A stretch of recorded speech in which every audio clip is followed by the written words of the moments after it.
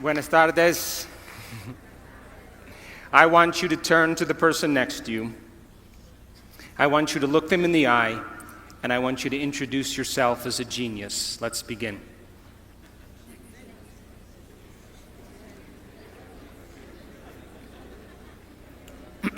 Now, how many people in this audience believe in the idea that the way you think has some effect on your life? That your thoughts are intimately connected to your future? How many people think that? So your thoughts in some way create your reality. You believe that? So how many people in this audience have a clear vision of their future? You see, you think 60 to 70,000 thoughts in one day. Out of those 60 to 70,000 thoughts that you think in one day, 90% of those thoughts are the same thoughts as the day before. So if you believe that your thoughts somehow are connected to your life, then the same thoughts always lead to the same choices. The same choices always lead to the same behaviors. The same behaviors create the same experiences, and the same experiences produce the same emotions. And those very same emotions drive the very same thoughts. And your biology, your neurocircuitry, your neurochemistry, your neurohormones, and even your genetic expression is equal to how you think, how you act, and how you feel. And how you think, how you act, and how you feel is called your personality. And your personality creates your personal reality. That's it. So then, if you wanted to create a new personal reality, a new life, then you would have to start thinking about what you've been thinking about and change it. You would have to become aware of your unconscious thoughts and observe them. You would have to pay attention to your automatic habits and behaviors and modify them. And you would have to look at the emotions you live by every single day that are connected to your past and decide if those emotions belong in your future. You see, most people try to create a new personal reality as the same personality, and it doesn't work. You literally have to become someone else. So your brain is organized to reflect everything you know in your life. Your brain is a record of the past.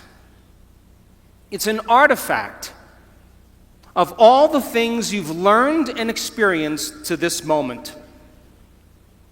So if you wake up every morning and get out of bed on the same side, shut the alarm clock off with the same finger, shuffle into the bathroom and use the toilet like you always do, go and get a cup of coffee and drink coffee out of your favorite mug,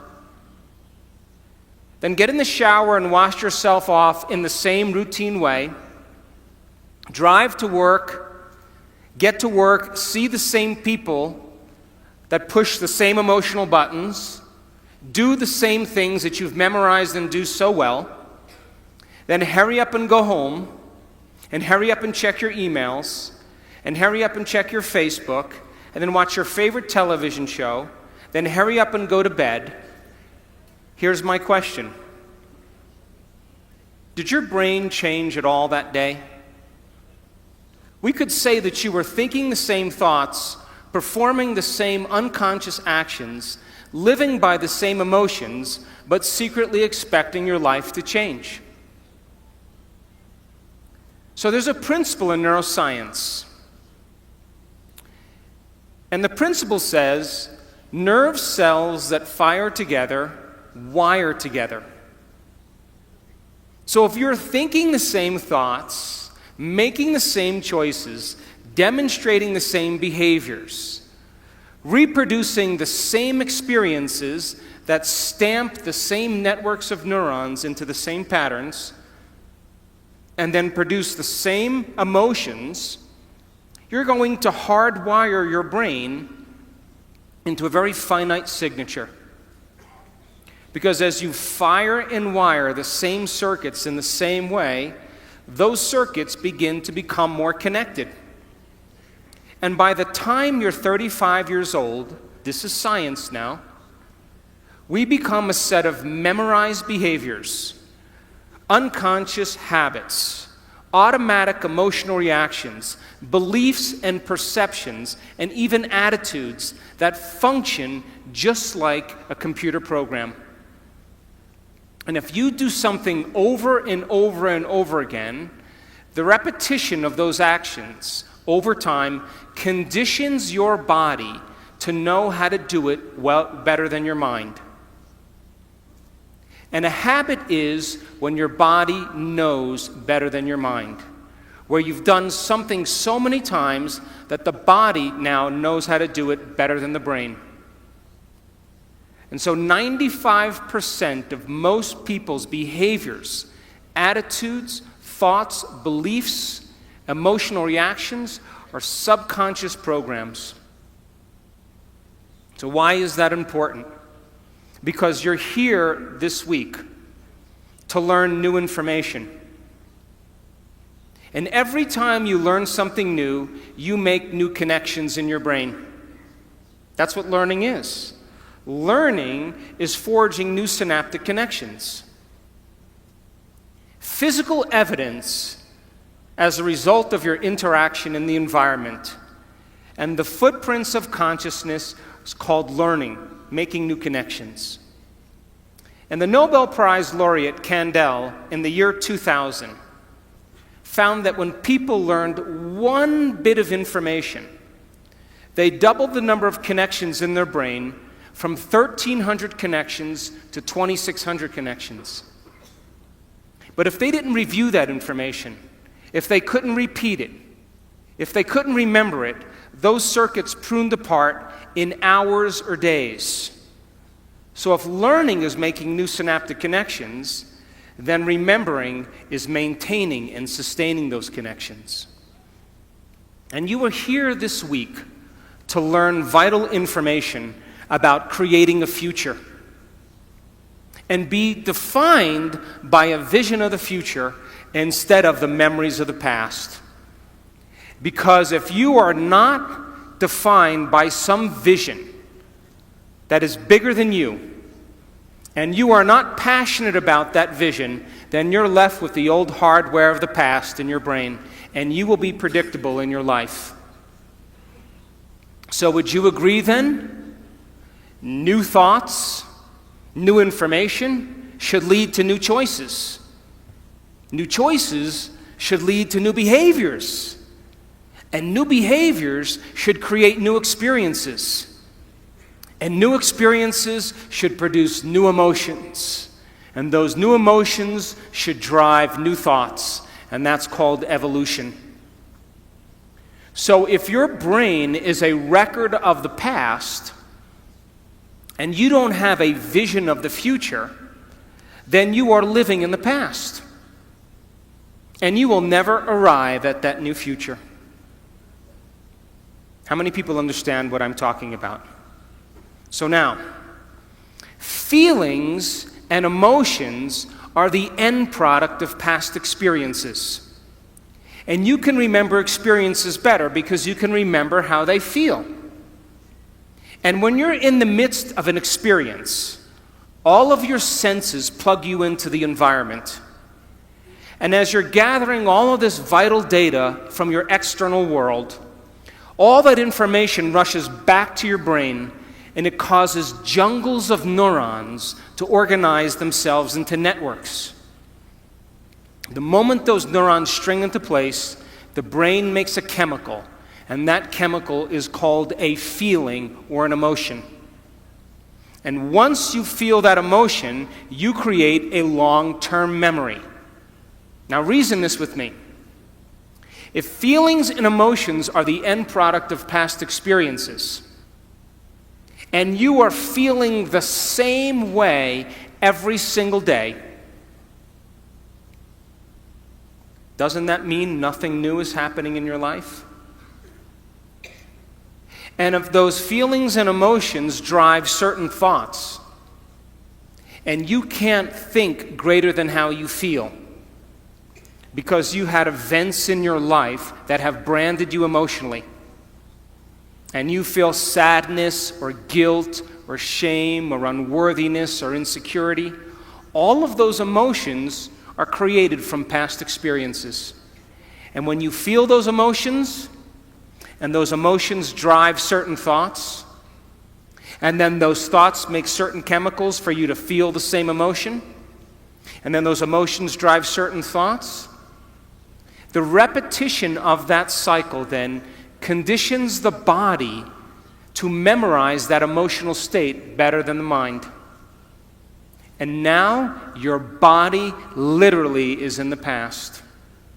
Because if you can't think greater than how you feel, then you are thinking in the past. And so most people then spend the majority of their life talking about why they never arrive at their vision of the future because of some past experience.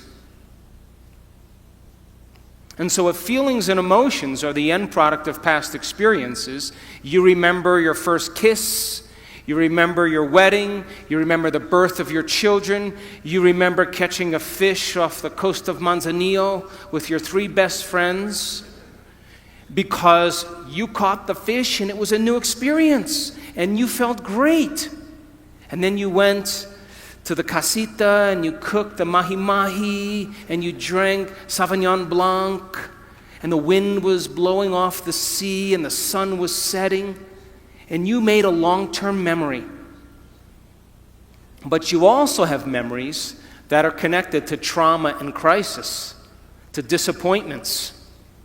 And those are the memories that people remember more than anything else. And so if you haven't overcome some emotion that keeps you anchored to the past, then you tell a story about the past.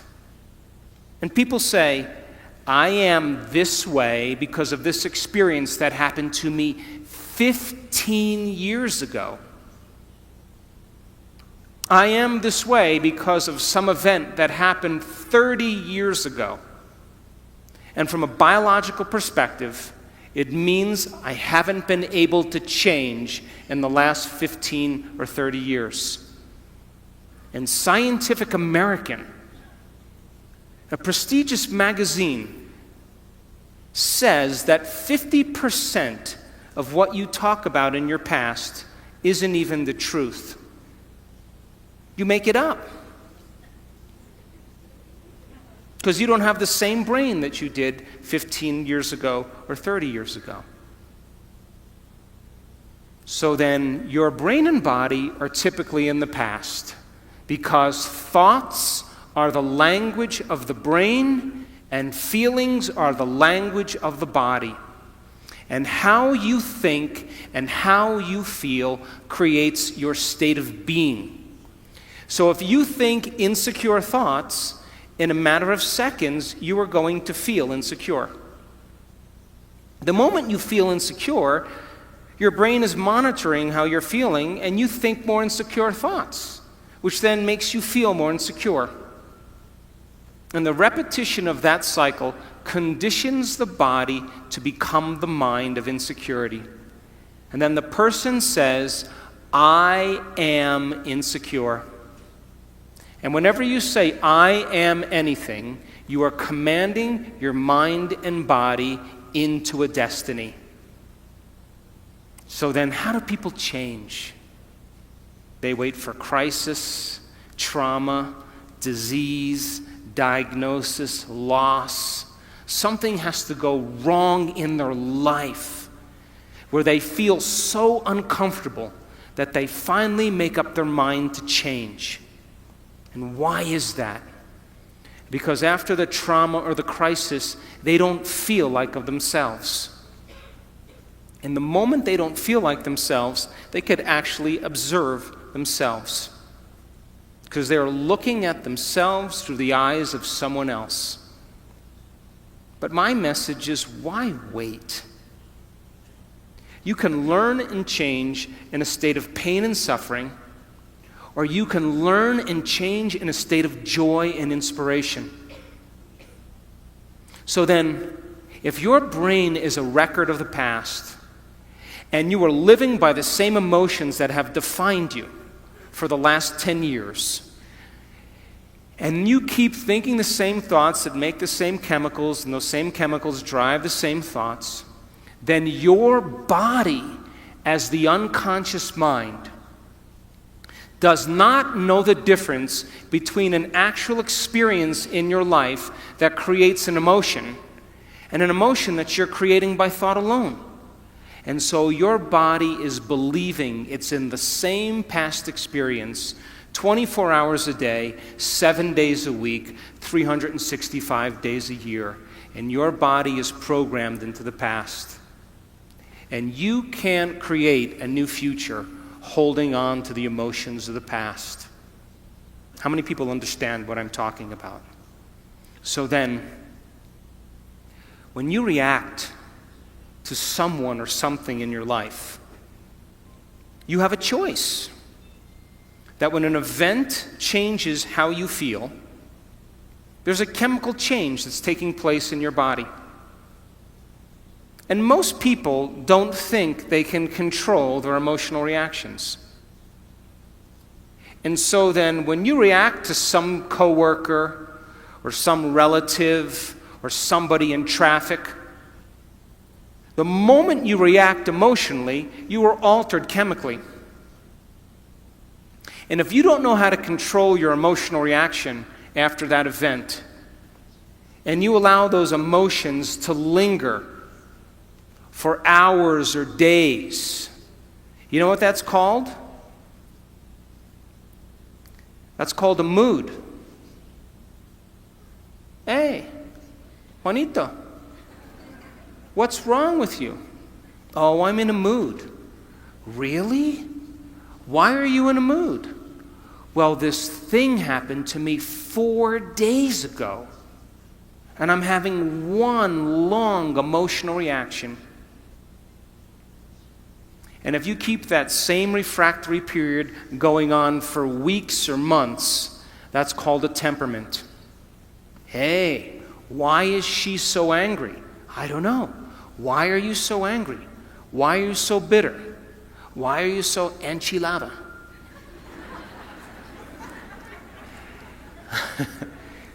Because I had this experience 7 months ago. And I'm memorizing my emotional reaction. And if you keep that same refractory period going on for years on end, that's called a personality trait. And people wear their emotions on their sleeve, and that's who they think they are. And they will talk about the past to validate why they're not creating the life that they want. So then if you wake up in the morning, Mexico City, and you are not being defined by a vision that's bigger than you, and it doesn't get you out of bed and inspire you into possibility, and you get up living from the old hardware of the past and the old emotions stored in your body, do you know what's going to happen to you? You're going to wake up and you're going to open your eyes and you're going to see the same people and go to the same places and do the exact same thing at the exact same time. And the moment you open your eyes, all of a sudden now, it's your external environment that's controlling how you think and feel. Because you have a neurological network in your brain for every person you know, every place that you go, everything that you own, everything that you do. And the moment you open your eyes and you see the same people and go to the same places and do the exact same thing at the exact same time, it's your external environment that's turning on different circuits in your brain, causing you to think equal to everything that you know. And you told me you believe that your thoughts have something to do with your destiny. And as long as you're thinking equal to your environment, you keep creating the same life. To change, to truly change, is to think greater than your environment, to think greater than the circumstances in your life, to think greater than the conditions in your world. And every great person in history knew this. Whether it was Mahatma Gandhi, Martin Luther King, the Wright brothers, Joan of Arc, they all had a vision. Couldn't see it, couldn't smell it, couldn't taste it, couldn't feel it, but it was alive in their mind. It was so alive in their mind that they began to live as if that future reality was happening in the present moment. So here's my question. Can you believe in a future that you can't see or experience with your senses yet? But you've thought about enough times in your mind that your brain is literally changed to look like the event has already occurred. The latest research in neuroscience says you can change your brain from living in the past to living in the future. And can you fall in love with that vision to such a degree that you come out of your resting state and change guilt or suffering into inspiration and joy and gratitude? To such a degree that your body, as the unconscious mind, does not know the difference between that external event and what you're creating internally, so that your body believes it's living in that future in the present moment, and you begin to signal new genes in new ways to change your body to look like the event has already occurred. The latest research in epigenetics says you can change your body by thought alone. Now reason this with me. If there's physical evidence in your brain and body to look like the event has already occurred, your brain and body are no longer living in the past, they're living in the future. And you will walk right into your vision. Now, most people in this audience, all of you, have done something great in your life. You all have. Now reason this. You woke up one day, or you had a wild thought out of nowhere. And that thought was a possibility in the future. Something new you wanted to experience.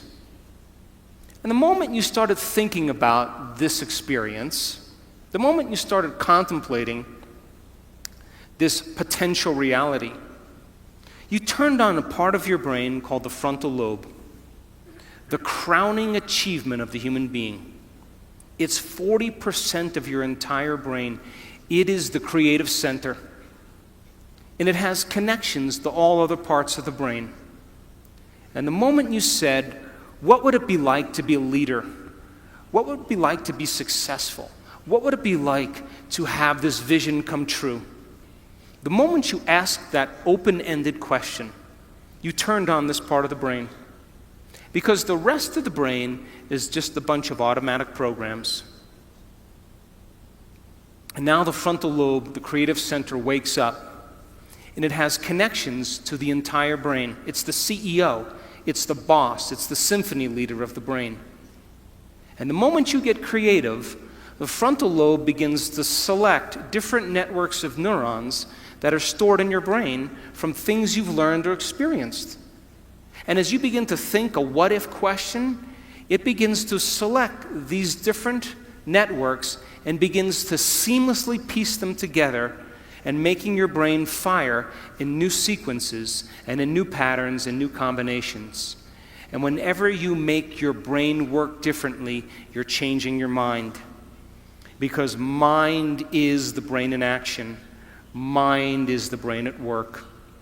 And the moment those neurons fire in tandem, you get a picture in your mind, a hologram, a vision, an abstraction.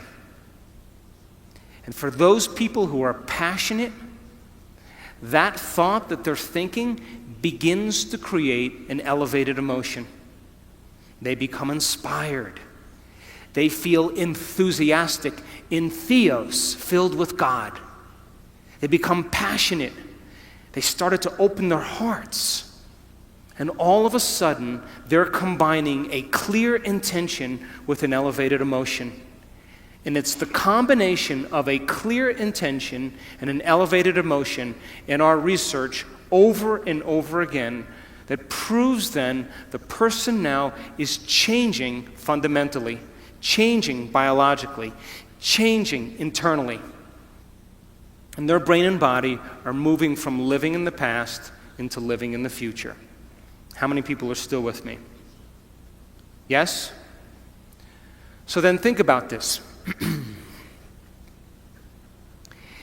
When you do that, when you had that moment, you came out of your resting state, and then you started to write down all the things you were going to do to get to that vision, all the choices you were going to make, all of the experiences or goals you wanted to achieve, and all of the emotions and the joy you would feel.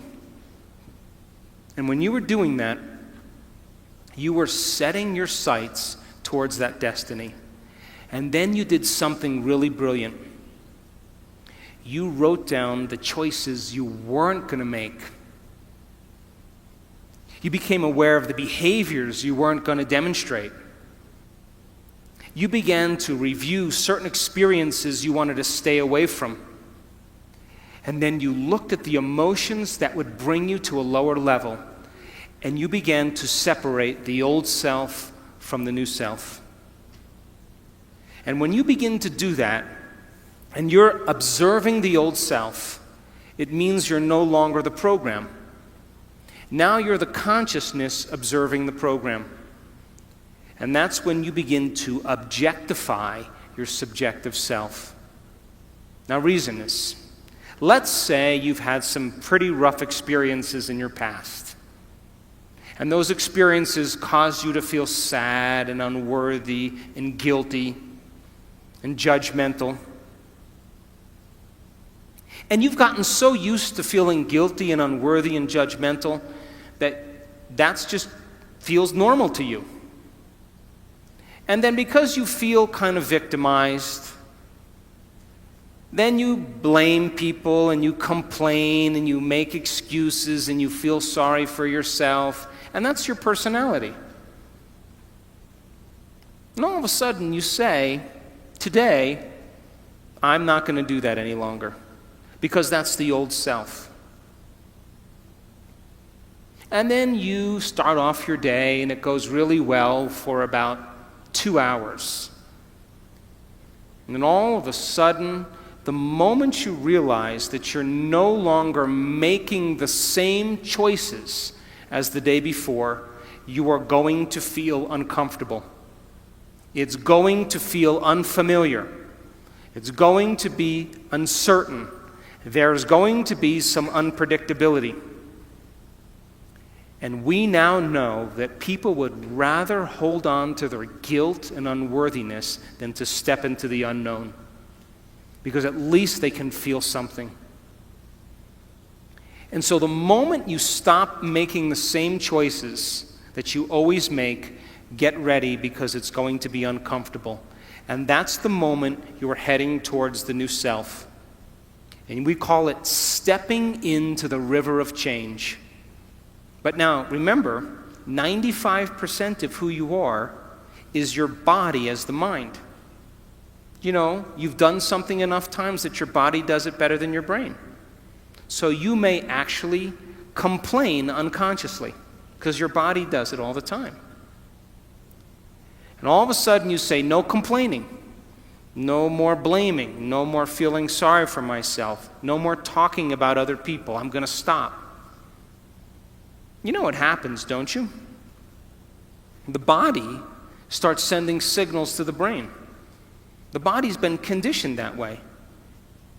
And all of a sudden you start hearing the thoughts in your head that say, why don't you start tomorrow? Tomorrow's a better day. This is too hard for me, I can't change. Something's wrong with me. It's my mother's fault. It's my ex-husband's fault. It's my ex-wife's fault. I'm this way because of this event. Or the most important one, this doesn't feel right. And the moment you respond to that thought as if it's true, that thought leads to the same choice, which leads to the same behavior, that creates the same experience, that produces the same emotion, and the person says, this feels right. That feels familiar. Going from the old self to the new self, stepping into that void, stepping into that uncertainty, is the biological, the neurological, the chemical, the hormonal, genetic death of the old self. And people will say to us, well, in that unknown, I can't predict my life or my future. And we always say the same thing to them. The best way to predict your future is to create it, not from the known, but from the unknown. And when you and I get comfortable in the place of the unknown, that's where the magic happens. And it never happens in the known. So then, you are here this week as entrepreneurs. An entrepreneur, in the definition, if you read the definition of entrepreneur, there's one thing that's consistent in every definition, and that is individuals willing to take a risk, stepping into the unknown, being defined by a vision of the future instead of the memories of the past. So if you don't have your vision clear in your mind by the end of this week, all of this information is philosophy. It's theory. It's intellectual data that's stored in your thinking brain. But there'll be a certain percentage of people in this room that will apply this information, that will personalize it, that will demonstrate it. And those people who learn the information and store it in their brain and can repeat it, those people who start thinking about what they're going to do with it, as they begin to think about what they're going to do with it, they begin to install the neurological hardware in their brain, priming them to a new future. And when you take all of this information and you say, how am I going to apply it to my life? And you get your behaviors to match your intentions, you get your actions equal to your thoughts, you've listened to great leaders, you've gotten specific information about success, you understand what it is, what emotional intelligence is, and how it is to change a culture, and you start applying it to your life, if you're able to do it, you are going to have a new experience. And that new experience is going to enrich the circuits in your brain, because that's what experience does, and then you're going to feel like a leader.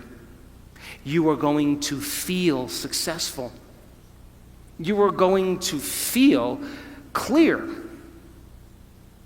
And the moment you feel that feeling, now you are teaching your body chemically to understand what your mind has intellectually understood. We could say that knowledge is for the mind and experience is for the body. And in that moment, you are embodying leadership. You are embodying success. You are embodying clarity. Why? Because the emotion is the experience in chemical form.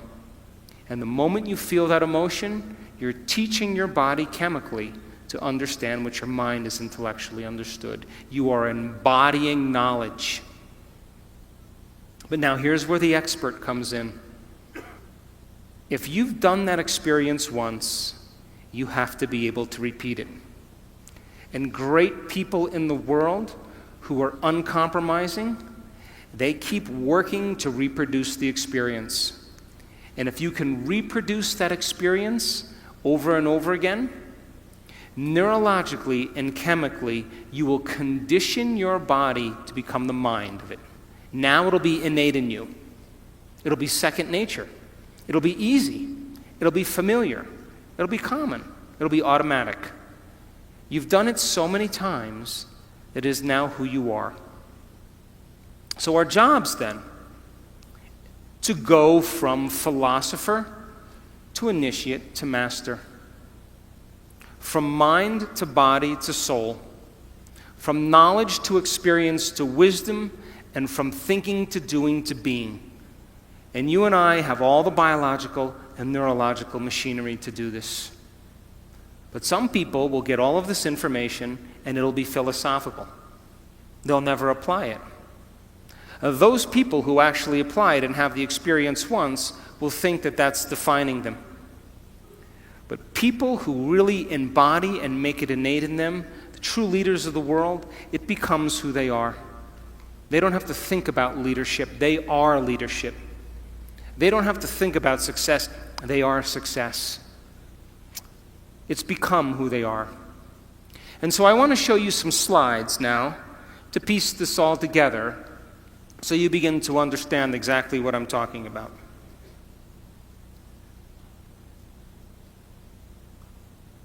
I hope.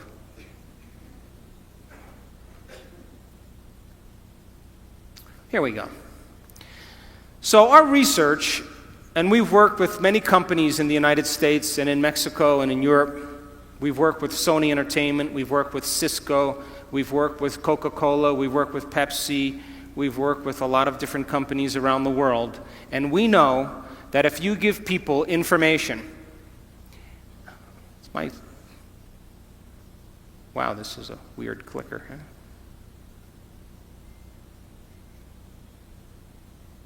I guess I should point this way, huh? Can we go back to the last slide? Let's just have you do it, huh?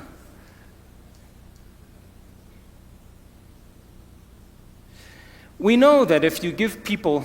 Is there no laser on this? Maybe my battery's dead.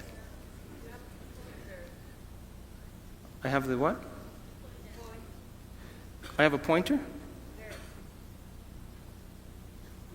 Come up here and show me. There's a pointer here.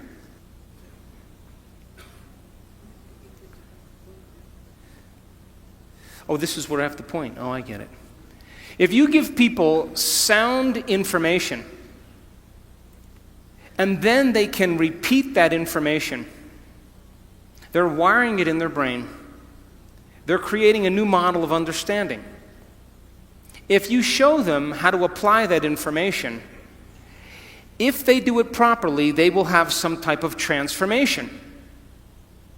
That transformation isn't something that causes people to feel bad or unworthy.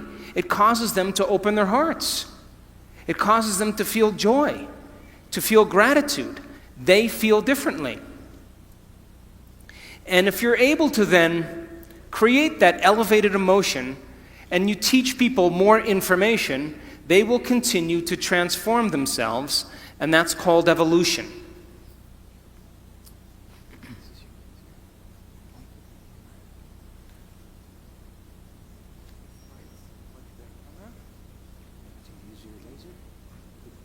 It's this one here? Is it there?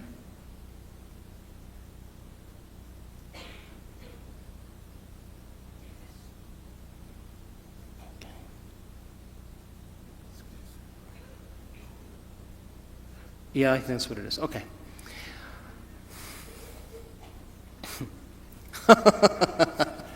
Oh, God. I'm pointing it at you. Oh, down there, way down there. Look, I'm pointing it down there. I'm hitting forward.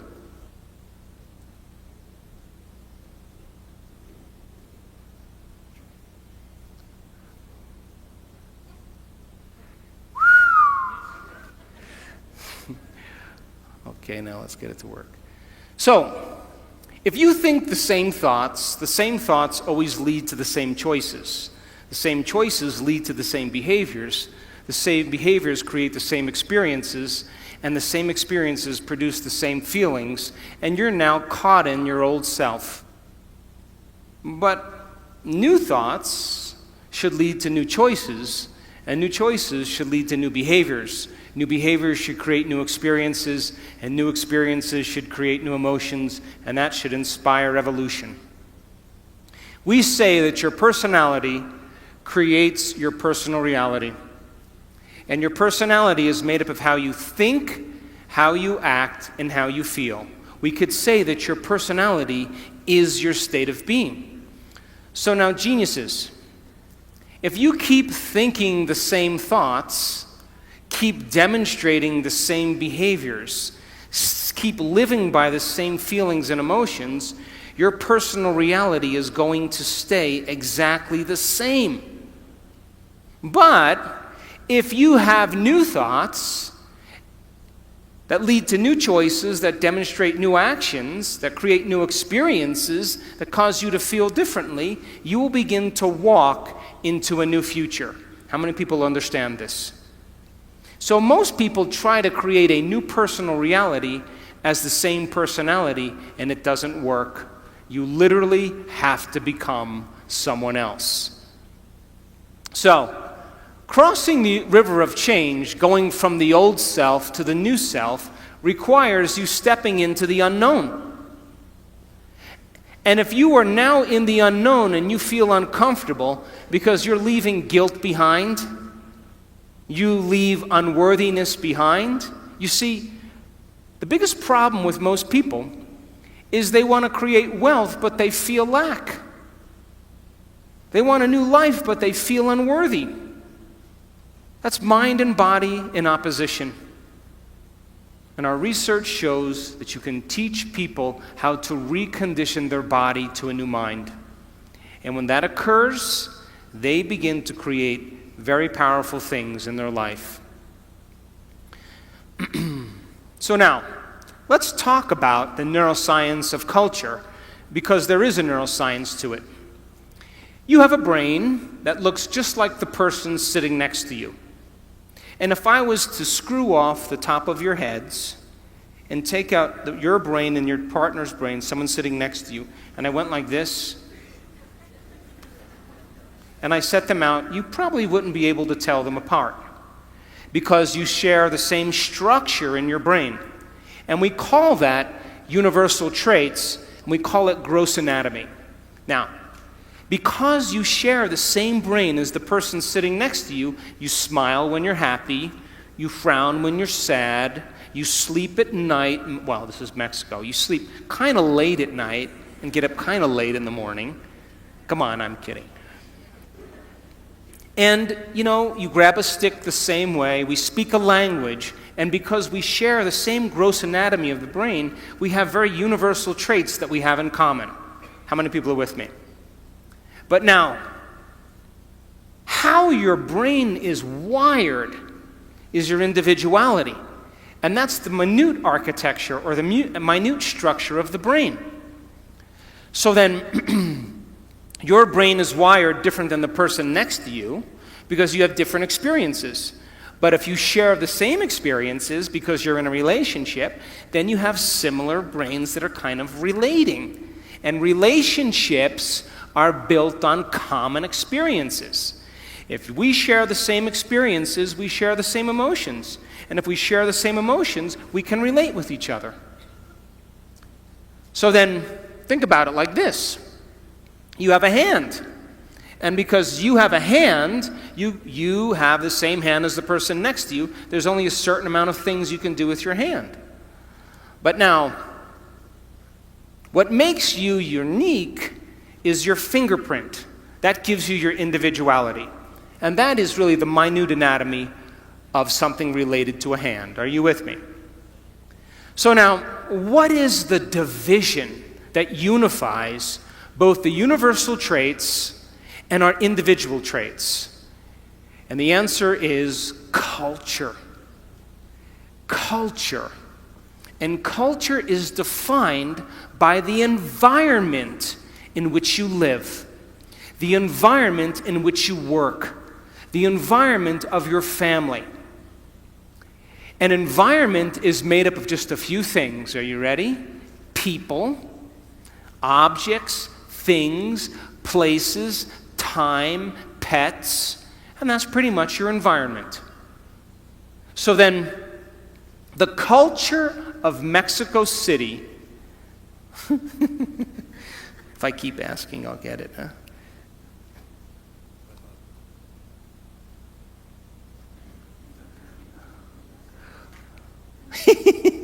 No red button. Yeah, but put it on there. See? Nada. All right, try again. Try a green one.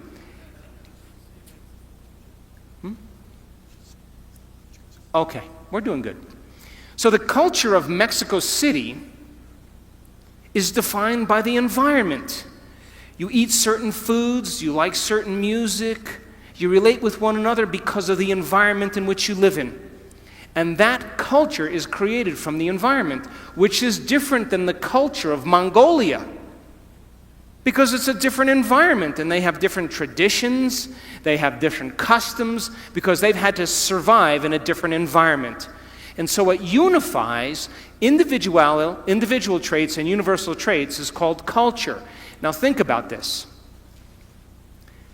Most cultures are defined by the customs they have, the traditions, the language, their survival skills, their habits, their attitudes, their beliefs, their history, their arts, their social structures that have unified them as an individual culture. Are you still with me?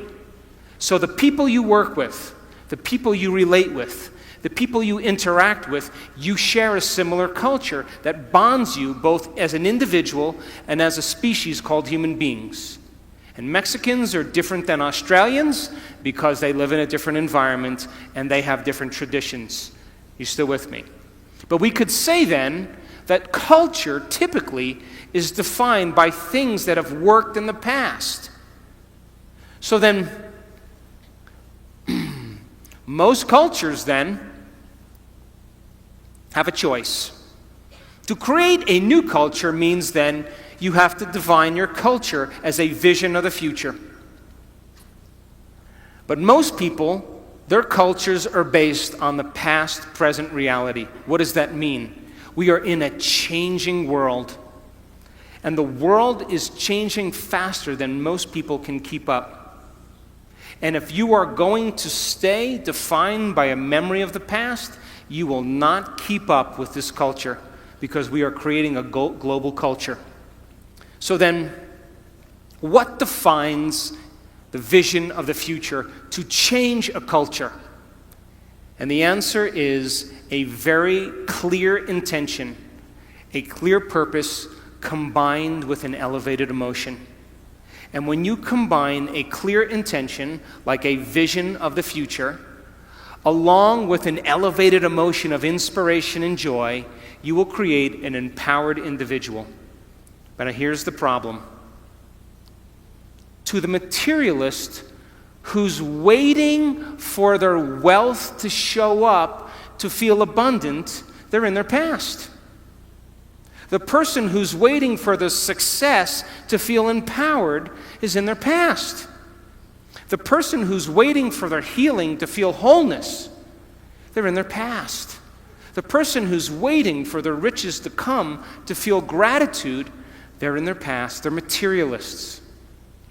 In other words, you have to feel empowered in order for your success to show up. You have to feel abundant for your wealth to find you. You have to be in gratitude for you to create the life that you want. And by you teaching your body emotionally what that future could feel like ahead of the actual experience is changing your biology. Because most people wait for something outside of them to change how they feel inside of them. And when something outside of them changes how they feel inside of them, they pay attention to whoever or whatever caused that. and they create a memory. That's the old model of reality of cause and effect, waiting for something outside of you to take your pain away inside of you. The new model of reality is about causing an effect. That means then you have to feel gratitude every day for your new experience to occur. You can't wait for your success to feel empowered. You have to be empowered to create the success. And when you teach people how to do this, and they move into a new state of being, they begin to create the life that they want. How many people are still with me? But to the materialists, they would say, well, no, I'm going to wait for my money to come and then I'm going to give thanks. And those people pretty much are living by the emotions of the past. And if you're living by the emotions of the past, you are viewing your future through the lens of the past, and your vision will fade. Because when you bring up an elevated emotion, you will see the vision clearly. And leaders in history that changed the world knew how to change a culture. Look at Martin Luther King. He talked about justice and then got enough people inspired that they felt empowered enough to do something about it. People came out of the resting state. And so then you share the same brain as Martin Luther King. And being defined by a vision of the future begins to change a culture. But most people have the same thoughts or the same intentions, and they live by the same familiar emotions, and for the most part, they're in their past. So the future then is created by a clear intention and an elevated emotion, now listen closely, that you have to cultivate in your inner environment of thoughts and feelings. But most people, by the old self, are living from past memories that are created from knowledge and experience from something that happened outside of them. Some experience or trauma that defined them. And getting a person beyond the old self, then, is the great work. That's what we're here for. So, we've studied motivation, and I can tell you, without a doubt, that the highest form of motivation in any culture, in any group of people, is what's called purpose motivation, duty motivation, or mission motivation. You know what that is? To have a vision to change a culture that's bigger than you, to instill change in the world. Look at Elon Musk. How many people know who he is? Elon Musk, he created Tesla Motors. You know him? You know who he is? He created an electric car that can go from 0 to 60 in less than 5 seconds. And before him, electric cars were like golf carts that crawled along the road. And he said, I'm going to do this. I don't know how I'm going to do it, but I have a vision. And I'm going to get the best engineers in the world. And instead of creating a new product and selling it to a corporation, I'm going to get a group of people to share the same vision as me. I'm going to change the world by changing our reliance on oil. And I am going to make a difference in the world, and I am going to make a lot of money. Why not? And so people said, no, that's not possible. And he held on to that vision. And now Motor Trend magazine never rated a car close to 100. They rated the Tesla car 103. It's the best car on the road. And it relies on no gas at all. That's a vision of the future. High motivators are some people who have a vision bigger than them that are going to change the world and make a difference in a culture. That's the highest form of motivation. Right underneath purpose motivation or duty motivation is what's called personal conviction motivation. We call these people self-starters. This is entrepreneurial motivation. This is when you say, I'm going to do this because I said I was going to do it. Still a high form of motivation, but not the highest form. But what we know that people who have purpose motivation naturally are personally convicted. Their personal conviction is in alignment with their purpose because they have a reason to get up every day. The next form of motivation is called ethics motivation or morality-based motivation. This is not the highest form of motivation, and this is based on polarity, good and bad, right and wrong. And people then, they're trying to be good, but they're really bad. And they swing back and forth.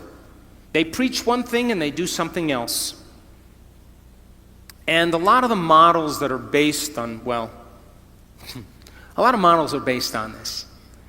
But we know from our research that people who have purpose motivation, have a vision that's bigger than them, that are personally convicted, have a great sense of morality, a great sense of ethics because it falls right in alignment. The next form of motivation is called ego-centered motivation. This is for acclaim and recognition and importance. But we know then that that's not a very high form of motivation and it never lasts. But people who have purpose motivation, have personal convictions, have a strong sense of ethics, naturally receive recognition. It's the end product. Now look at the lowest form of motivation. What does that say? Money motivation. People who are money motivated, you will spot them out in a crowd because they are selfish in their endeavors. They will take care of themselves first before they take care of others. It's the lowest form of motivation, but our research shows if you have a vision that's bigger than you, that's to change something, where you contribute to the whole, you have strong personal conviction, a strong sense of ethics, already receiving recognition and don't even need it, the money always comes. It's the natural flow. And we call that, in our work, affluence. You know what the word affluence means? To flow to you. People who are affluent don't go and get anything. People who are affluent have it come to them.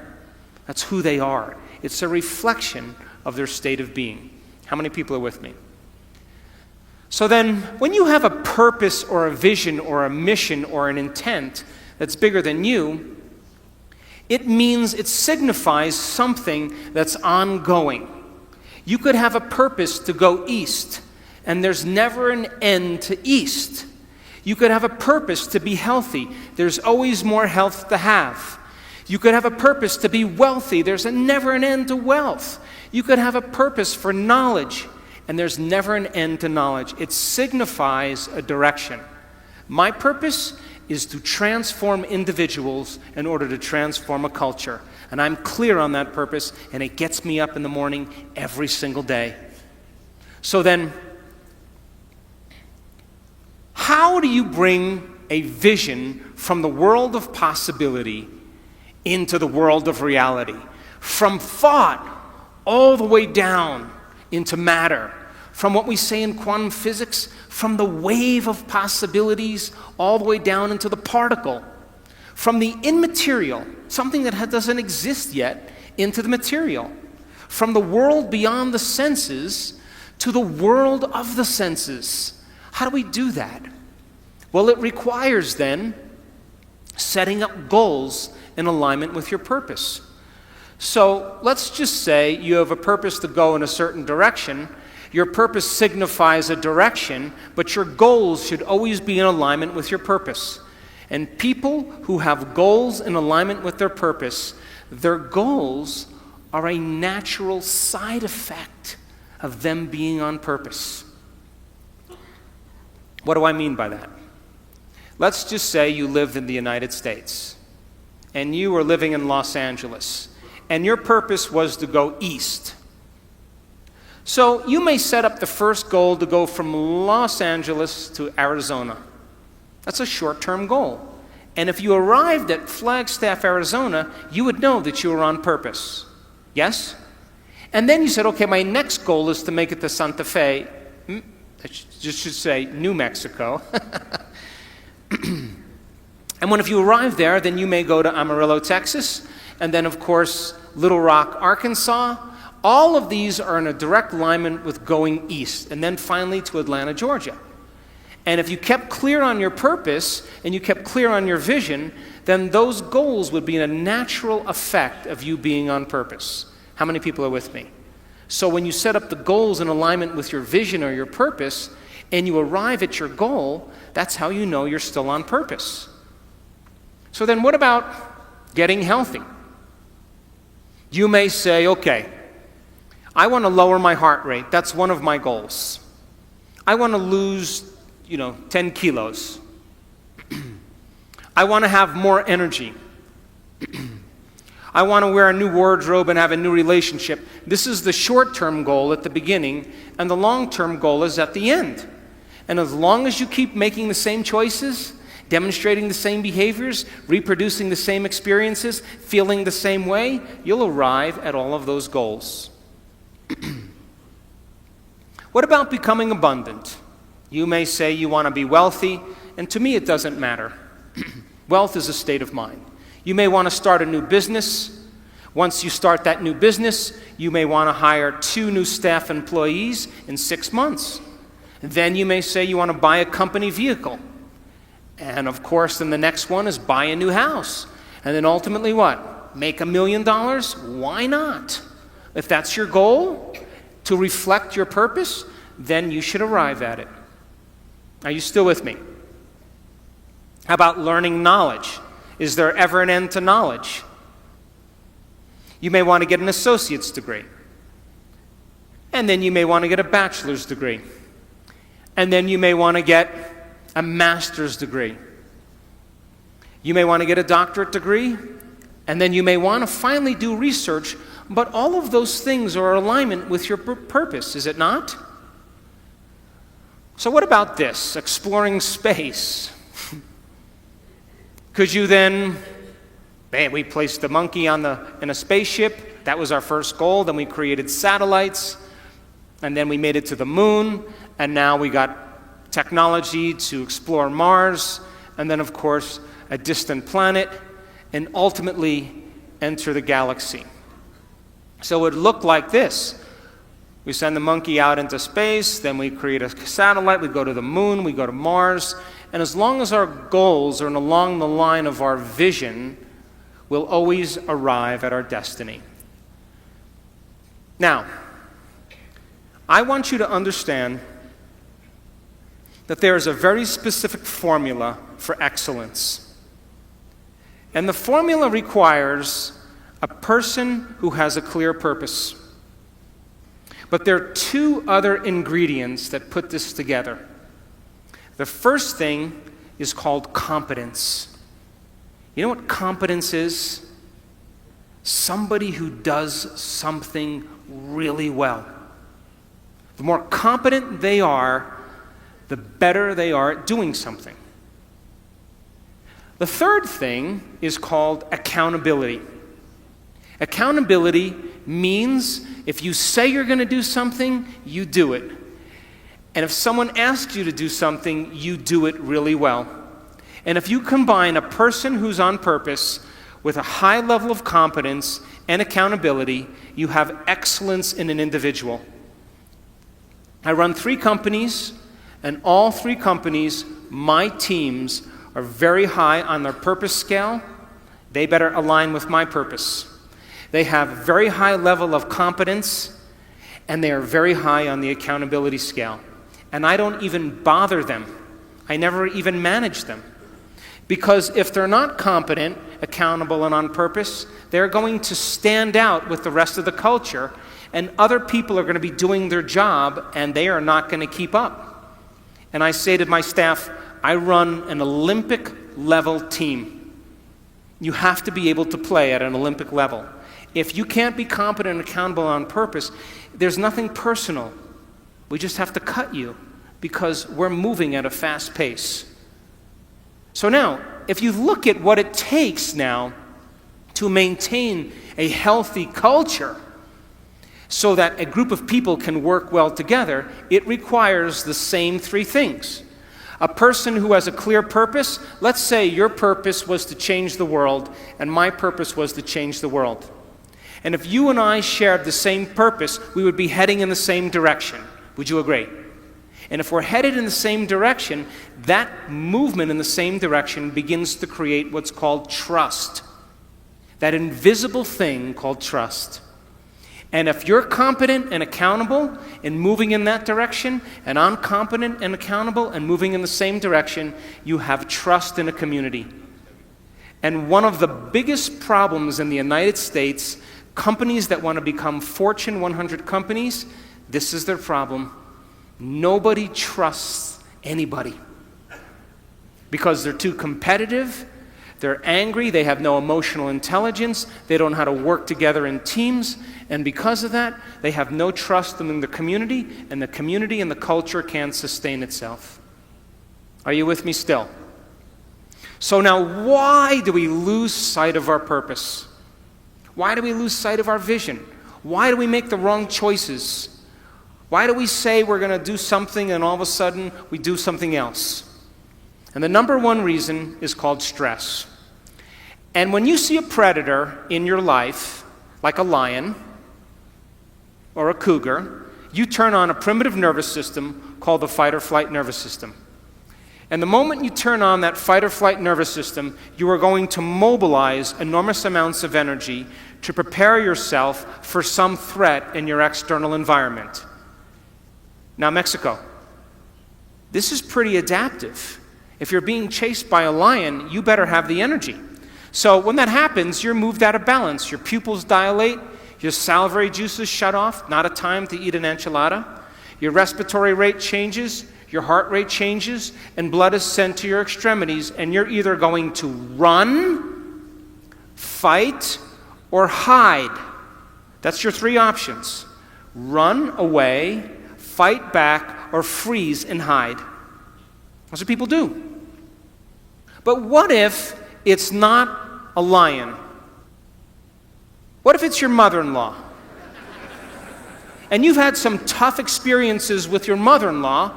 Do you know that you'll react to your mother-in-law just like she was a lion?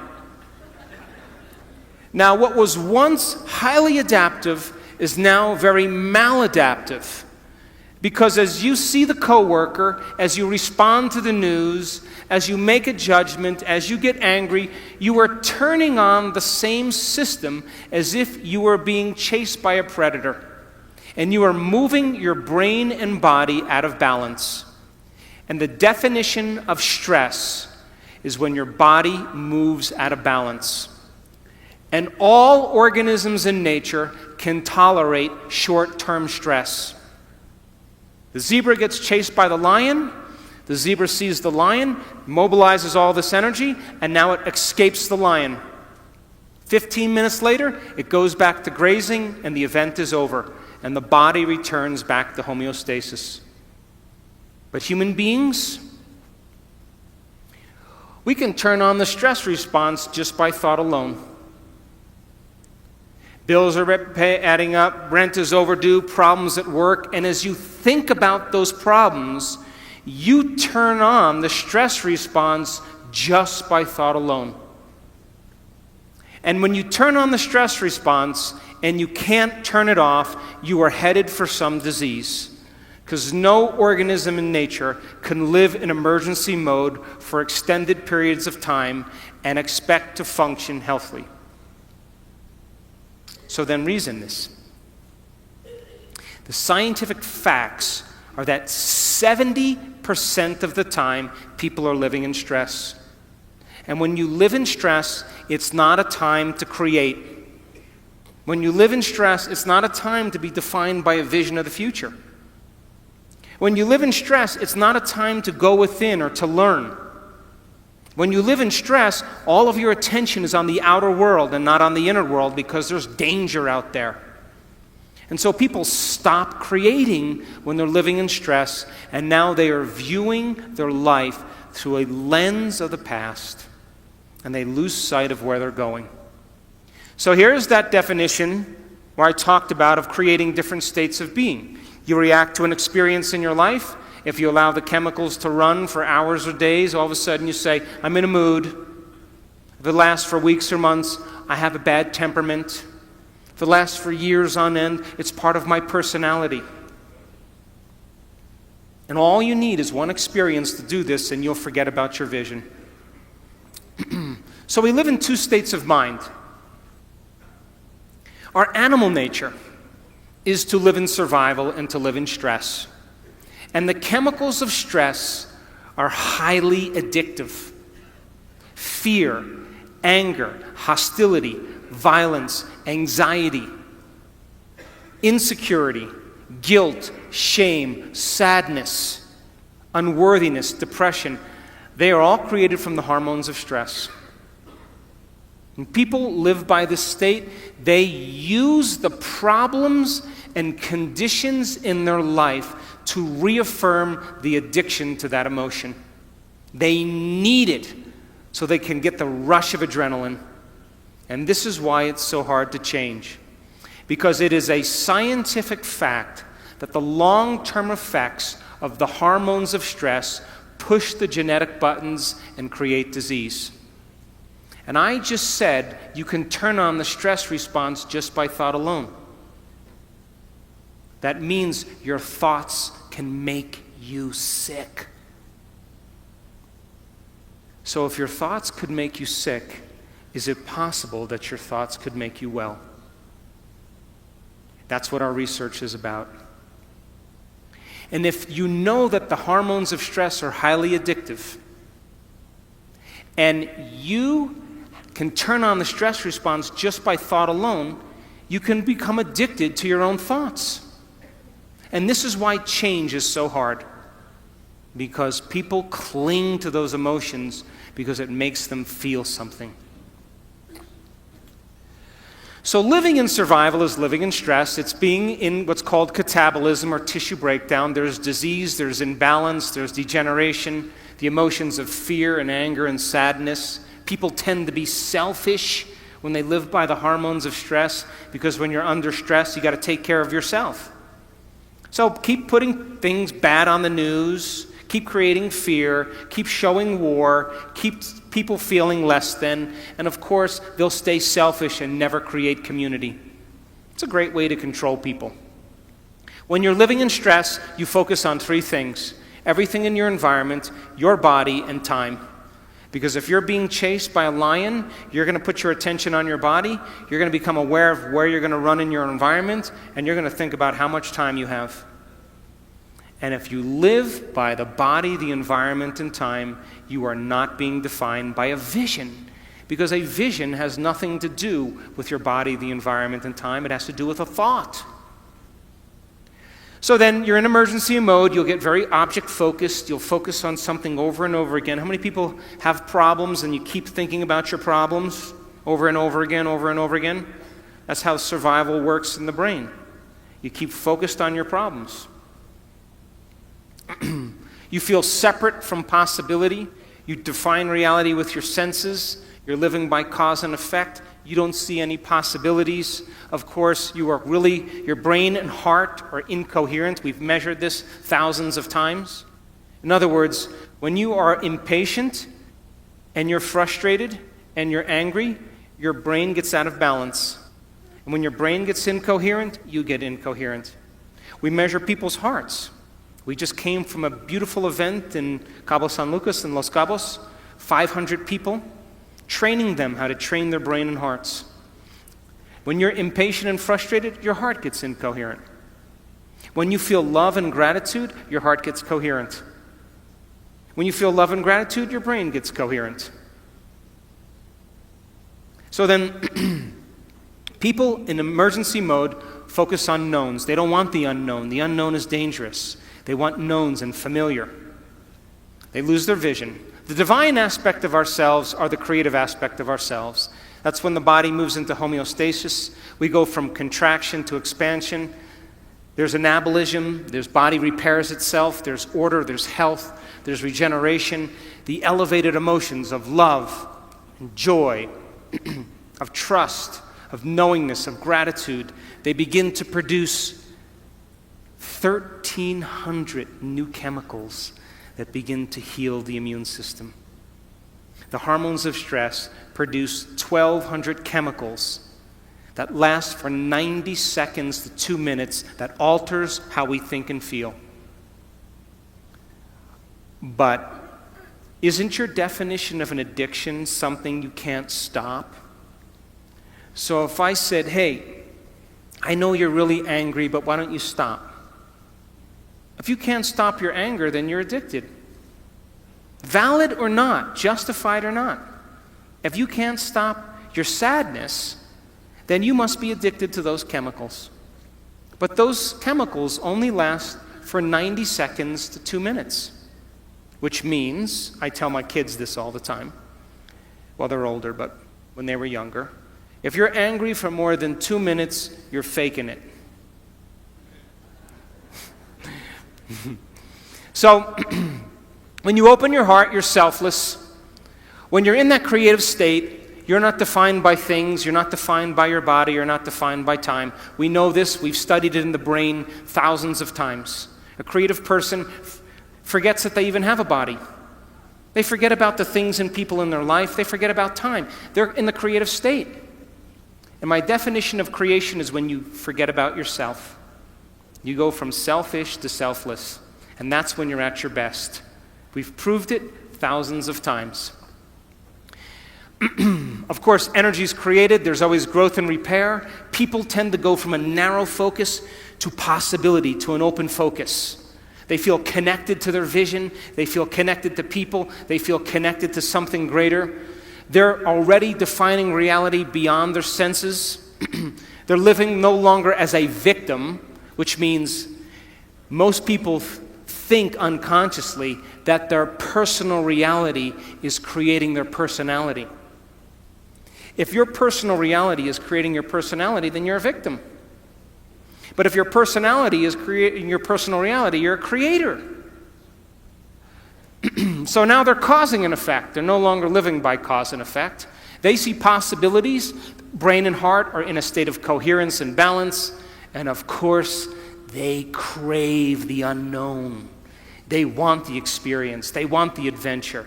They live for it. So I'll go through just 3 more slides. So then if your purpose is to go east, and all of a sudden you head to Phoenix, Arizona, or Missoula, Montana, or Miami, Florida, or Boston, Massachusetts, you've lost sight of your vision, and which means you had some thought that led to some choice, that led to some behavior, that created some experience, that produced some feeling or emotion, and you gave up on your vision. You went back to the old self. So you may say, God, I want to be healthy, but you made the wrong choice. 3 pieces of birthday cake. You miss a week of exercise. You stay up late and watch TV. You stop getting treated. And of course now, same thought leads to the same choice, which leads to the same behavior, which creates the same experience, that produces the same feeling. And then you say, oh gosh. And then of course the feeling is usually unworthiness or guilt, and you return back to the same self.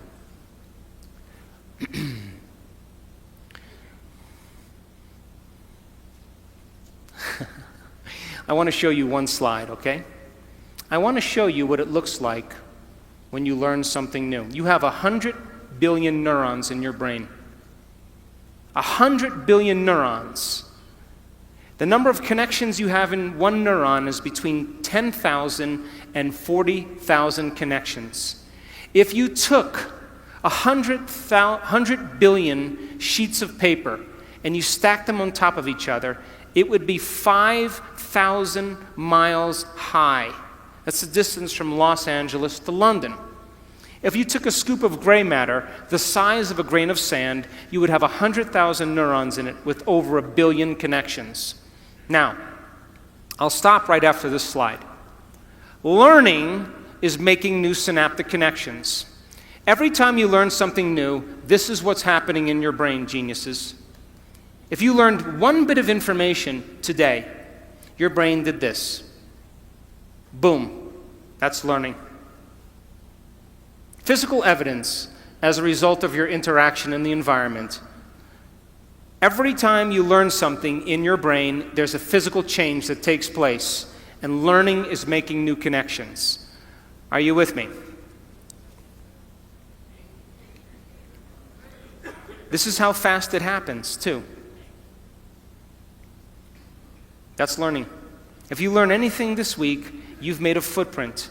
If learning is making new synaptic connections, then if you keep firing the same thoughts over and over again, you're going to wire them in your brain. So then if learning is making new synaptic connections, then remembering is maintaining them. And all of a sudden, they develop a long-term relationship. And just like any relationship, the more you communicate, the more they connect. And neurons are exactly the same way. Now, as you begin to learn information, neurons tend to assemble themselves into networks, or what's called neural networks. And neural networks are just gangs of neurons that have fired and wired together to form a community of neurosynaptic connections that's related to a thought, a skill, a habit, a behavior, a concept. And neural networks are automatic programs. You have a neural network to brush your teeth, to put on makeup, to speak a language, to walk. All of a sudden, those neurons then form a hardware circuitry, but if you keep repeating it, the hardware becomes a software program and it becomes automatic. So then, you want to see a thought? Watch. Boom, there's a thought. Right there. Watch again. Boom, that's a thought. You generate more electrical impulses in your brain in one day than all the cell phones on the planet put together. And it's not coming from the candy bar you just ate. You are connected to a greater field. So then, in closing, and I'll take some questions, you are here this week to begin to understand knowledge and information that is essential for you to begin to apply. Knowledge is power, but knowledge about yourself is self-empowerment. And we are in a time in the world where we need leaders. And true leadership has to do with a vision of the future. As the old models begin to break down in government, in the economy, in religion, in education, in the environment, in medicine, something new has to be created. And we should never shrink from these models collapsing. It's a sign that something greater has to happen. Innovation, creation, invention is our future.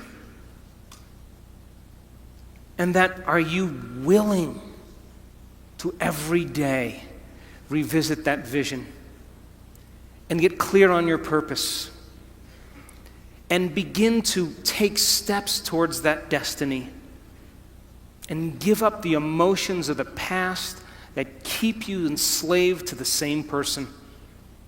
Step into that unknown and literally believe in possibility. And Buckminster Fuller said it the best. He said, if you want to change a culture, forget about trying to fix what's broken. Create something that's better, and everybody will leave that and go to something else. And so people around the world are waking up because we are in an age of information. And in an age of information, ignorance is a choice. Learn, study, change, apply, and meet the challenges in your life with a greater level of mind. Surely somebody has faced the same things that you have and have overcome them. And if learning is making those connections, every time you learn, you are preparing your brain for the future.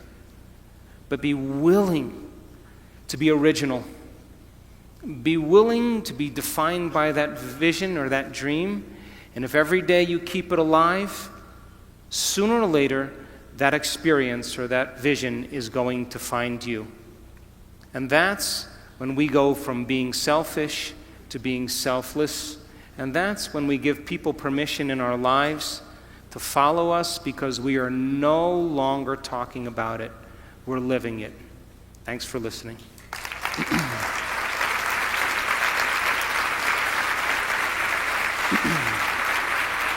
Thank you.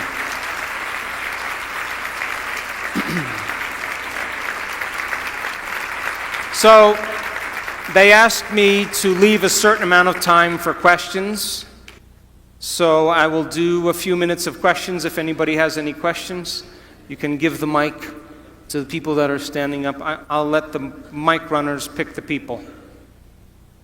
Okay, wherever you choose. Wherever you choose. Give the mic to whoever you want. Hi. Bueno. Hi. Yes. First of all, thank you for your speech. It was terrific. Thank you. You're welcome. And second question. Did you have any experience, any personal experience about this speech? I mean, were you living in a past life, and suddenly you realized that you have to live in the future? It was tough to do that. Are you talking about a past life in this life or a past life in another life? No, I mean when you were child, you are living in a past life, or I think you were angry, you were some kind of defects, and suddenly, and I can imagine, I can guess that before you do the picture, and you, what fuck do you know? Okay, I understand. I understand.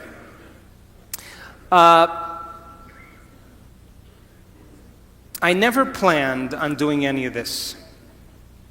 In 1986, I was in a triathlon in Palm Springs, California, and I was on my bicycle, and I was making a turn to pass some cyclists. And as I made the turn to pass the cyclists, I got run over by a truck. And I broke 6 vertebrae in my spine, and I had bone fragments on my spinal cord.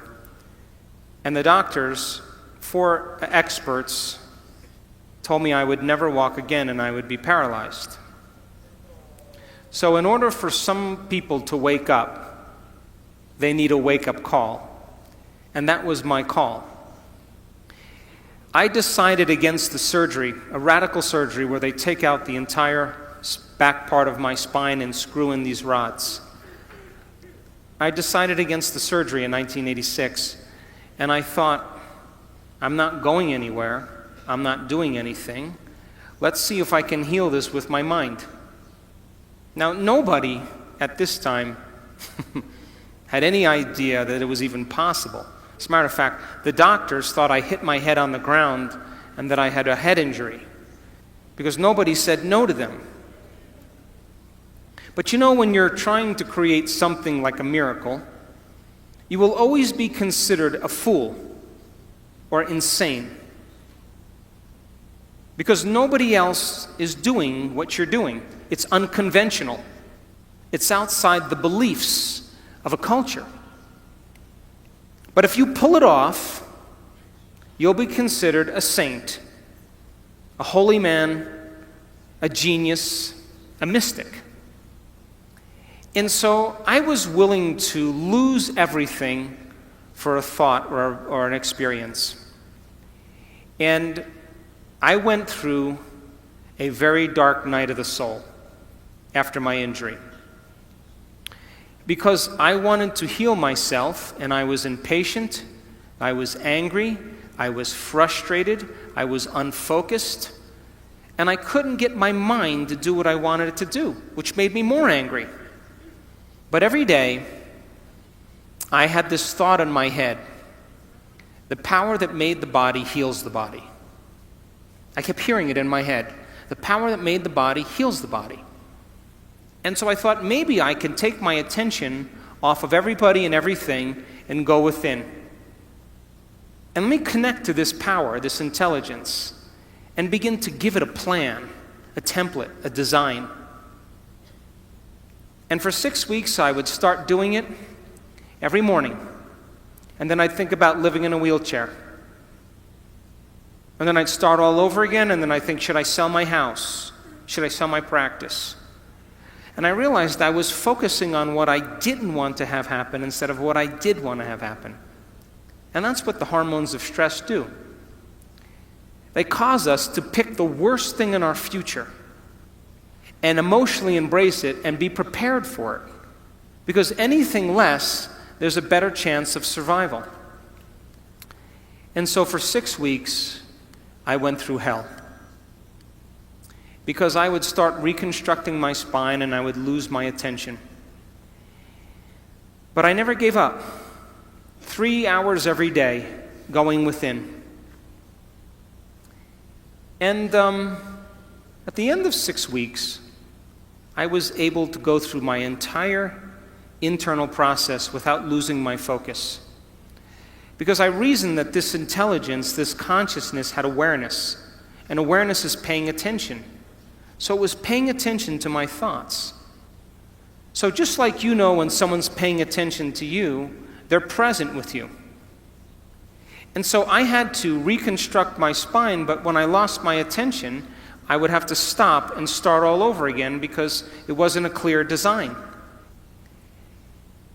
And at the end of 6 weeks, I was able to go through the whole thing. And all of a sudden, my body started to change very quickly. My pain went away, my numbness changed, I started to get happy. And all of a sudden, I started to notice that I was feeling better. And the moment I began to feel better, I was thinking about what I was doing, and now I did it with more passion and more conviction, more joy. In 10 weeks, I was back on my feet, and at 12 weeks, I was training again. And they came to put me in a body cast from my chin to my waist, and I put the cast on for 5 minutes, and I tossed it. And I just made a deal with myself in those lonely nights where I couldn't sleep. I talked to this intelligence every day, and I said to it, I'll make you a deal. If I'm ever able to walk again, I will spend the rest of my life studying the mind-body connection and studying mind over matter. And since 1986, that's what I've been doing. I started studying people with spontaneous remissions and what it took for them to get healed. I went back to school and got another degree. Then I started teaching people how to do it. And then I got approached by a man that created What the Bleep. And he asked me to be in the movie.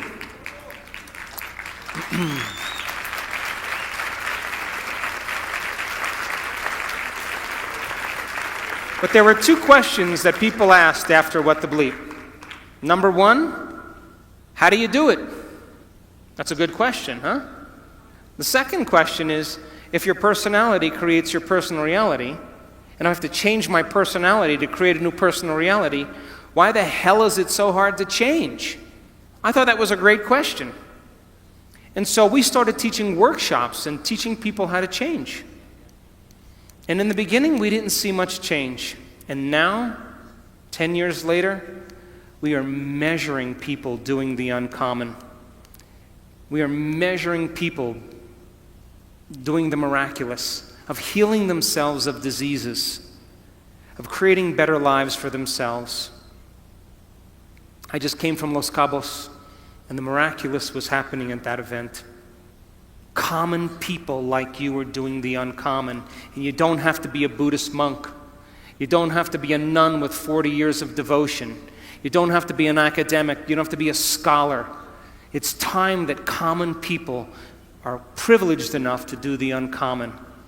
And we've measured people and made scientific history in the last 3 years that you will never see in any neuroscience journal. And they were just people just like you. And now when people ask me, is change possible? I have no doubt in my mind. In my last book, I said, hey, How can you give somebody a sugar pill or a salt injection? And a certain percentage of those people will accept, believe, and surrender to the thought that they're getting the real substance. And without any analysis, they begin to program their autonomic nervous system to make their own pharmacy of chemicals that matches the exact same chemical they think they're taking. Is it the inert substance that's doing the healing? Or is it the body's innate ability to heal? So the question is, do you need something outside of you to change you? Or if you understand how the placebo works, can you teach people to do it? But instead of putting their belief in something outside of them, put their belief in something inside of them, or a possibility, an unknown, and have them revisit that unknown until they make it known. Because if 81% of people who have depression, if 81% of the people who are in a depression study are healed by a placebo, 81% are healed by a placebo, it means they're making their own pharmacy of antidepressants. And they don't need anything to do it. And so it's time people take their power back. It's time that we wake up. And my passion is about transformation, but not with elite individuals, with common people. And if you keep understanding that you need a flu shot because there's bugs with your name out there that are looking for you, and if you don't get the flu shot, you're going to get sick, that's the nocebo. Then when you don't get it, you'll get sick, and then you'll need a pharmaceutical. That's programming. But when people break out of that illusion and they begin to take their power back, they're no longer controllable. And now, you're talking about a race of individuals now that are believing in themselves more than anything else. And that's where we're going as a community in this world.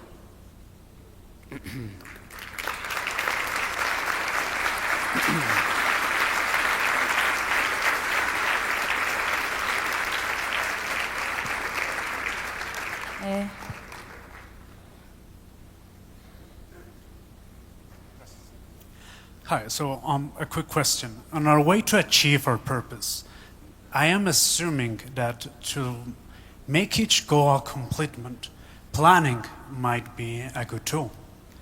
And if I am correct, do you have any advice on how to go about it? Sure. So the question was about planning. Do you know that if you woke up in the morning and instead of getting out of bed, what do most people do when they wake up in the morning now? What do? Admit it. You go to your cell phone and you go, oh my gosh, Monica's eating carbohydrates again. Oh, look, my boyfriend from high school Facebooked me. Ooh. Oh, look, there's a war in Syria. Everybody goes through their device to plug them in. But what if you woke up in the morning and you said this? What is the greatest expression of myself that I can present to the world today? What if you said, I'm going to be defined by this vision. Let me become conscious of those unconscious thoughts. Let's become so conscious of those unconscious thoughts that they'll never slip by my awareness. You know, I can't, it's too hard, nobody loves me, I'm bad. So, old circuits from the past. What if you said, no more complaining, no more feeling sorry for myself, no more judging anybody, I'm going to stop that. What if you said, I'm not going to be guilty anymore, I'm done. I'm not going to be unworthy. Those are the emotions, behaviors, and thoughts that are connected to the old self. The word meditation literally means to become familiar with. That's what it means. If you're becoming familiar with your unconscious thoughts and making them conscious, you're meditating. To know thyself. If you become aware of your automatic habits and you're so conscious of your unconscious behaviors that you never go unconscious again, you're changing. If you're familiar with your emotions and say, that's my past, those are chemicals from the past, let's leave them behind. And then you said, who do I want to be when I open my eyes? What thoughts do I want to think? What thoughts do I want to fire and wire in my brain? Let me plan my behaviors today. Do you know the very action of planning your behaviors in your mind, rehearsing what you're going to do? Do you know that mental rehearsal actually installs the circuits in your brain to look like the experience has already occurred? Now your brain is no longer living in the past, it's primed for the future. And if nerve cells that fire together wire together, you keep doing that, it's going to become familiar to you. And so then, here's the tough part. Not for Mexicans, though. If you said, I am not going to get up from this meditation until I am in love with life. I am going to leave my sadness and pain behind, and I'm going to open my heart, and I'm going to feel gratitude. I'm going to feel joy. I'm going to feel inspiration. Do you know that the moment you start creating those chemicals, you are signaling new genes ahead of the experience? And now, if you can combine in a clear intention with an elevated emotion, you are literally biologically changed. And if you can get up from your meditation feeling like somebody else, your job is to maintain that modified state of mind and body your entire day. Because if you keep cultivating that elevated emotion, it's going to become familiar to you. And if you're able to maintain that modified state of mind and body every single day, get ready. Because something unusual is going to happen in your life. It's the law. You are going to run into a new opportunity because you're in a new state of being. And that's what we teach people. To rehearse the future. And to take the brain out of the past and put it in the future. Take the body out of the past and put it in the future. But if you get up every single day feeling the same way, and you wake up and you go, oh my God, who's that? Oh, God. Wait, let me remember my problems. Ugh. You just return back to the old self. So the act of planning your behaviors, the research shows that as you begin to plan what you're going to do and how you're going to do it, you begin to change your brain to look like the event has already occurred. And you begin to prime your brain into the future and out of the past. And if you can create the emotion, you are more prone to get your behaviors to match your intentions, your actions equal to your thoughts, and your mind and body working together, and you will begin to arrive at a new destiny. We've seen it over and over and over again. Last question. One more? What time? Last question, okay? Buenas noches. ¿Dónde estás? Oh, hi. Okay. Es un honor el que yo pueda estar aquí. Yo vi su video hace unos meses de ¿Y tú qué sabes? Sí. Y Ready. creo que me estoy generando esto, el conocerlo. Yo quiero saber cómo puedo hacer un paso cuántico, cómo puedo hacer mi paso cuántico.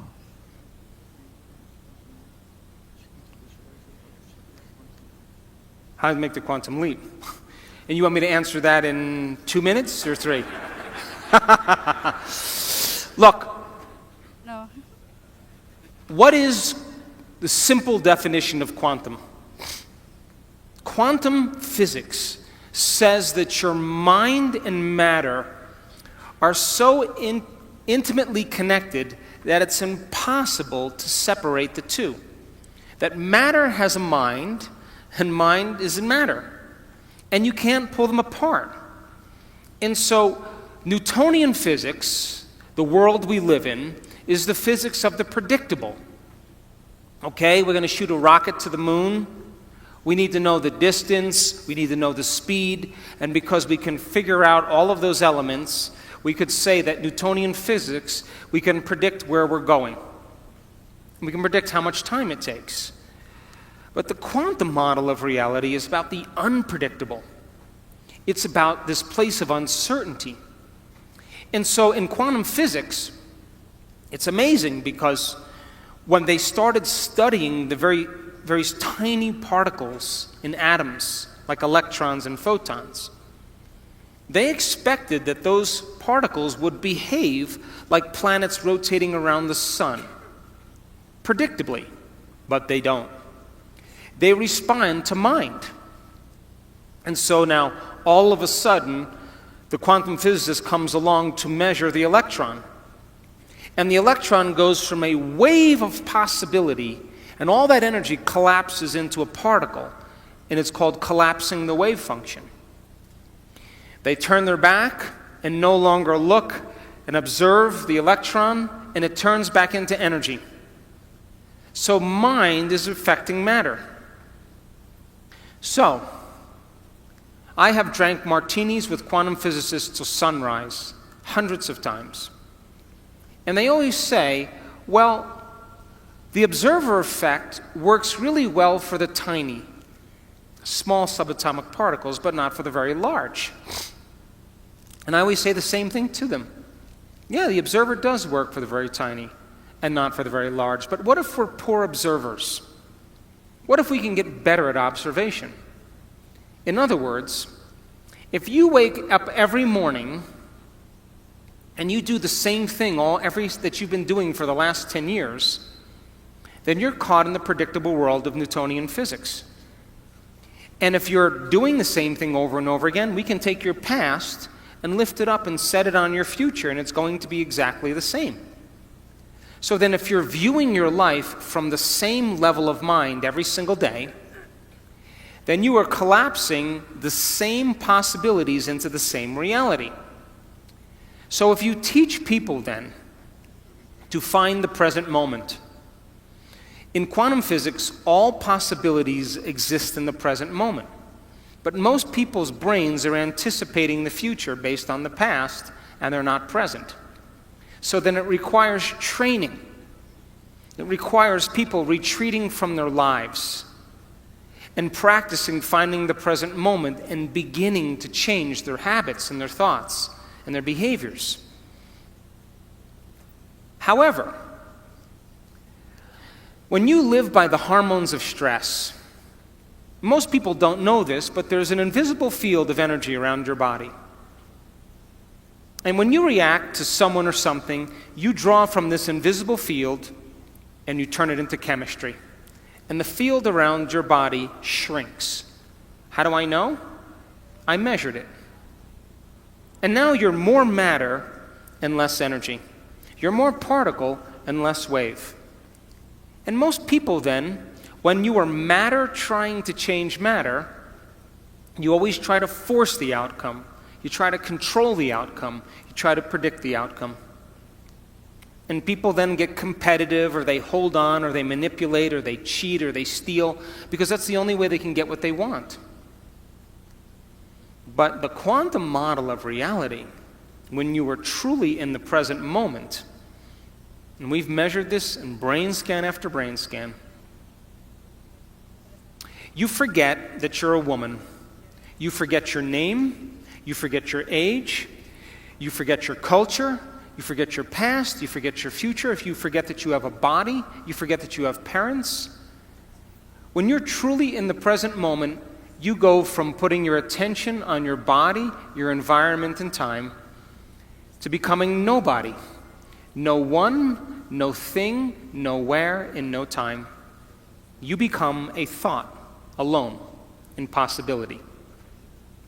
And if you are going to heal your body by thought alone, or change something in your life by thought alone, then you have to become thought alone. And teaching people how to linger in this place of the unknown is what begins to change their energy. We also measured when a person begins to open their heart and they can begin to sustain an elevated emotion, they begin to broaden the magnetic field around their body to 9 meters wide. Now they're more energy than matter. They're more wave than particle. And they can exert better effects on reality. So then think of, when you open your heart, this is science, like dropping a pebble in water. You produce a ripple. If you drop a bigger stone, you produce a bigger ripple. If you're able to sustain that state, you keep dropping the same rock over and over again, and you broadcast a signature into the field. The emotion is the magnetic charge. Your intention, your thought, is the information that's carried on that wave. And when you combine a clear intention with an elevated emotion, you begin to produce an effect on matter. They did an experiment. They took a group of people that were expert prayers and healers. And they took 3 vials of DNA and they set them in front of them. And they said to these people, we want you with your mind, with your intention, to see this DNA wind or unwind. And keep doing it over and over again with your mind. Close their eyes, just visualizing it, winding and unwinding, winding and unwinding. At the end of the experiment, they checked the DNA. Guess what happened? Nada. Nunca. Nothing. Nunca. Nothing changed. So then they said to these people, okay, now open your heart and feel gratitude, loving kindness. Create a feeling of goodwill and just generate this feeling into the field. And we want to see if it changes the DNA. Over and over again, they kept creating this loving feeling. Check the DNA. Niente. Nothing. The elevated emotion did nothing to change the DNA. It had no effect on matter. But when they said to those people, we want you to see the DNA unwinding in your mind. That's intention. Intention is getting clear on what you want. And we want you to give thanks ahead of the actual experience, as if the DNA unwound. 25% of the DNA unwound at a remote location. You see, the thoughts that you think are the electrical charge in the quantum field. The feelings that you emote are the magnetic charge in the quantum field. And how you think and how you feel broadcasts an electromagnetic signature that influences every single atom in your life. The thought sends the signal out, and the feeling draws the event back. So if you're walking around your life feeling sorry for yourself and feeling like a victim, you are broadcasting that signature into the field. And you will create more experiences to suffer, because we are not punished for our sins. We are punished by our sins. And sin is an attitude. And sin is how you think and how you feel. So then when you cause people to give up their guilt and their shame and their unworthiness and teach them how to open their heart and create coherent waves in their brain and in their heart, they are going to produce the miraculous. So to answer your question, it takes training, and it takes practice, and it takes learning new information and deprogramming ourselves into believing that we're limited. And I just came from Los Cabos with 500 people, and the miraculous was happening all around. Why? Because just like people believe that an infection can produce a disease amongst the community, I believe that wellness is as infectious as disease. And you get a group of people together that truly want to do this. We measure the energy of the room in every one of our events. And you know what? In Los Cabos, we made history. We had never gotten measurements like that ever. Because people, when they open their heart, they're adding to the field. They're producing an energy that people can begin to interact with. But if you're living by the hormones of stress and you have no energy, no field, then you can't produce an effect on matter. So then, life is about the management of energy. And where you place your attention is where you place your energy. And if your attention is on the knowns and in the predictable future, or your attention is on the familiar emotions of the past, you are siphoning energy out of the present moment, and you have no energy to create with. Getting people beyond their identity, getting people beyond their past, getting people beyond predicting their future, getting people beyond their faces or their wardrobes or their sports cars or their importance, getting beyond all those things is when they begin to make contact with the quantum field. You can't enter the quantum field as a somebody. You have to enter as a nobody.